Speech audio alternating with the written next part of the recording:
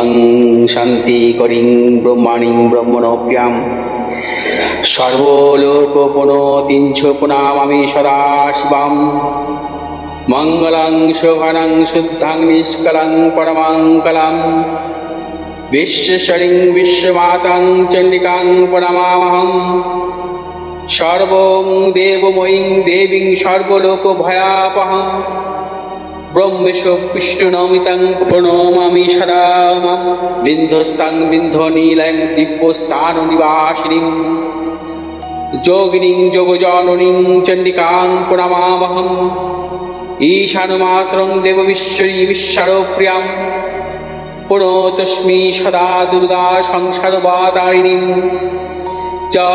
ইদং পঠতি শস্ত্রং সিনুয়াদুপাপি যে নর সমুক্ত সর্বপাপভ্যো মোদতে দুর্গায়ুঃসহ ওং আয়ুর্দেহি যশো দেহি ভাগ্যং ভগবতী দেহি মে পুত্রাং দেহি ধনং দেহি সর্বান কামস্য দেহি মে প্রচণ্ডে পুত্রদে নিত্যং সুপ্রীতি শিরোনায়িকে কুলোত্তত্তি করে চক্রে জয়ং দেহি নমস্তুতে রুদ্রচণ্ডী প্রচণ্ড সাহসী প্রচণ্ড বলশালিনী রক্ষমাং সর্বত দেবী বিশ্বেশ্বরী নমস্তুতে দুর্গে তারিণী দুর্গে তং সর্বাশুভা নিবারিণী ধর্মার্থ মোক্ষদে দেবী নিত্যং মে বরদা ভব দুর্গে দুর্গে মহাভাগে তাই মাং শঙ্করে প্রিয়ে মহিষা সিংহ মদ মত্তে প্রতস্মি প্রসীদ মে হর পাপং হর ক্লেশং হর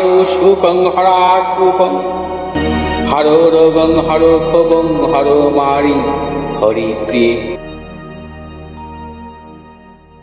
নমস্কার দর্শকবৃন্দ, আমি পণ্ডিতজি ভিঘুষ্টি জাতক বলছি। সামনেই 2রা সেপ্টেম্বর সোমবার 2024 কৌশিকী অমাবস্যা। কৌশিকী অমাবস্যা সম্পর্কে আমি খুব অল্প কিছু কথা আপনাদের সামনে তুলে ধরব, কারণ প্রত্যেকটি অমাবস্যার ন্যায় আমি কিন্তু এই কৌশিকী অমাবস্যাতেও তারাপীঠে থাকব। কৌশিকী অমাবস্যায় তারাপীঠে লক্ষ লক্ষ মানুষের সমাগম হয়। আপনারা প্রত্যেকেই জানেন, বিভিন্ন সংবাদপত্র বা বিভিন্ন টিভি চ্যানেলের মাধ্যমে আপনারা ওই দিন সরাসরি পুজোও দেখতে পারেন এবং দেখতে পান। প্রতি বছরের ন্যায় এবছর অবশ্য হবে। তবে কৌশিকী অমাবস্যায় মানুষ কেন আসেন? কৌশিকী অমাবস্যা তারাপীঠে মানুষ এই কারণে আসে, তারাপীঠ কিন্তু সাধনপীঠ। দশ মহাবিদ্যার দ্বিতীয় রূপ হচ্ছে মা তারা, এবং তারা মায়ের এই সাধনপীঠ তারাপীঠে বহু মানুষের সমাগম হয় এই দিন। কারণ হচ্ছে এই সাধনপীঠে কিন্তু প্রথম বৈশিষ্ট্যমণি কিন্তু সাধনা করেছিলেন। পরবর্তীকালে আমরা দেখেছি বামাখ্যাপা এই সাধনপীঠে দীর্ঘদিন সাধনা করেন, এবং তিনি সাধনা করে তার মধ্যে যে আধ্যাত্মিক নানা রকম কার্যকলাপ আমরা পেয়েছি, এবং সেটা হচ্ছে কে আমরা ভাবতে পারি না। অতএব এই সাধনপীঠে বিশেষ করে অমাবস্যার তিথিতে মা তারা মহাশ্মশানে জ্যোতিরূপে অবস্থান করেন। সেজন্য যখনই কোনো গ্রহদোষ খণ্ডনের ক্ষেত্রে যে ক্রিয়া হয় বা গ্রহদোষ খণ্ডন হয়, সেক্ষেত্রে কিন্তু তারাপীঠের মহাশ্মশানে কিন্তু পুজো পাঠ হোম যজ্ঞের বিশাল অনুষ্ঠান হয়, এবং এই মহাযজ্ঞ আগামী 2রা সেপ্টেম্বর আমিও করব, আমিও উপস্থিত থাকব সেদিন, আপনারাও উপস্থিত হতে পারেন। এবং গ্রহদোষ কি? গ্রহদোষ হচ্ছে একটি মানুষের জীবনে তার জন্মগ্রহণ করার পর নানা রকম প্রতিকূলতা আসতে পারে, এবং সেই প্রতিকূলতার জন্য সে জীবনে কিন্তু সাফল্য অনেক ক্ষেত্রে পায় না। দেখা যায় যে অনেক ধনী ঘরের সন্তান, তার জীবনে কিন্তু সেভাবে সাফল্য আসে না, ওনার কিন্তু কোনো অর্থের অভাব নেই, সে কিন্তু সন্তানকে উচ্চ শিক্ষা করাতে পারে, তার এত অর্থ আছে, কিন্তু তার সন্তান সেভাবে সাফল্য পান না। আবার দেখা যায় অনেক গরিব ঘরের সন্তানও তার কোনো অর্থ নেই, সেক্ষেত্রে কিন্তু সে জীবনে কিন্তু প্রবল সাফল্য পান। এটা আপনারা সচরাচর অনেক ক্ষেত্রে দেখেছেন যে বড়লোকের ছেলে হলেই সে সন্তান উচ্চশিক্ষা পাবে অর্থের দরুন, বা গরিবের সন্তান সে জীবনে সাফল্য পাবে না অর্থাভাবের জন্য। এটা কিন্তু মেনে নেওয়া যায় না। কারণ আমরা দেখেছি দীর্ঘদিন এই পেশার সাথে যুক্ত থেকে যে মানুষের বা প্রত্যেকটা মানুষের জন্মছকেই থাকে তার জীবনের নানারকম সাফল্য বা জীবনের নানাবিধ পতন। অনেক ক্ষেত্রে দেখা যায় যে সাধারণ মূলধন নিয়েও সে জীবনে কোটি কোটি টাকার ব্যবসা করেছে এবং অনেক কোটি কোটি টাকার লগ্নি করেও ব্যবসায় তার জীবনে কোনো সাফল্য আসেনি, উল্টো পতন হয়েছে। অতএব এই মানুষের জীবনে যে সাফল্য, অর্থনৈতিক সাফল্য আসতে পারে বা কর্মজীবনের ক্ষেত্রে নানারকম সাফল্য আসতে পারে বা বিদ্যাক্ষেত্র নানারকম সাফল্য যে আসে, তার মূলত কারণই হচ্ছে গ্রহগত কিছু শুভ যোগ বা শুভ কিছু গ্রহের দশা অন্তর্দশা তার জীবনে সাফল্য আসে। আবার দেখা যায় অনেকের ক্ষেত্রে জীবনে হঠাৎ করে নানা কারণে পতন আসে। শারীরিক দিক থেকে সে পতন আসতে পারে, অথবা তার ব্যবসা ক্ষেত্র পতন আসে, কর্মক্ষেত্র তার পতন আসতে পারে, অথবা এডুকেশন সংক্রান্ত তার নানারকম প্রতিকূলতা আসতে পারে। উচ্চশিক্ষার ক্ষেত্রে তার জীবনে সাফল্যের নানারকম বাধা বিড়ম্বনা আসতে পারে। ভালো স্টুডেন্ট, সে 4 বার মেডিকেলের চেষ্টা করেও সে সাফল্য পাচ্ছে না, এরকম ছকও আমাদের কাছে এসছে।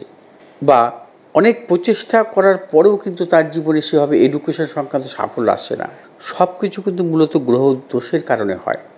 গ্রহদোষ এমনই, গ্রহদোষ থাকলে তার জীবনে ব্যবসার দিক থেকে হতে পারে, কর্মের দিক থেকে হতে পারে, উচ্চশিক্ষার দিক থেকে হতে পারে, দাম্পত্য জীবনের দিক থেকে হতে পারে, অবশ্যই প্রতিকূলতা আসতে পারে।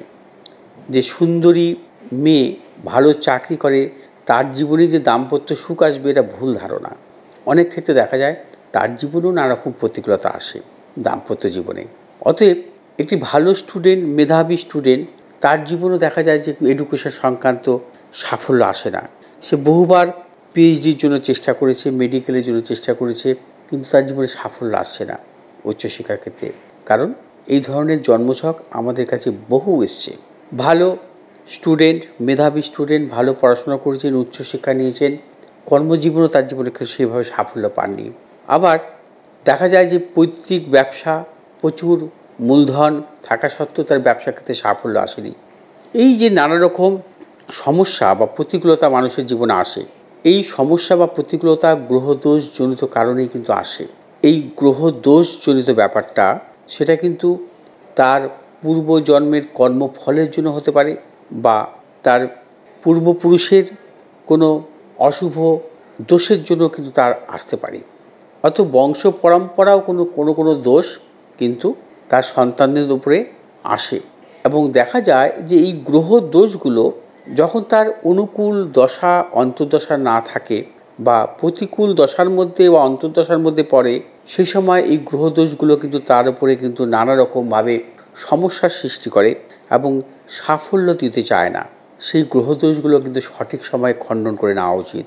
সেই জন্যই আমি বলবো যে কৌশিকী অমাবস্যার মতন একটি বিশেষ অমাবস্যা, এই অমাবস্যায় আপনারা কিন্তু আপনার অথবা আপনার সন্তানের গ্রহদোষ খণ্ডন করে নিতে পারেন। আপনার জীবনে বা আপনার সন্তানের জীবনে যাতে কোনো রকম প্রতিকূলতা না আসে।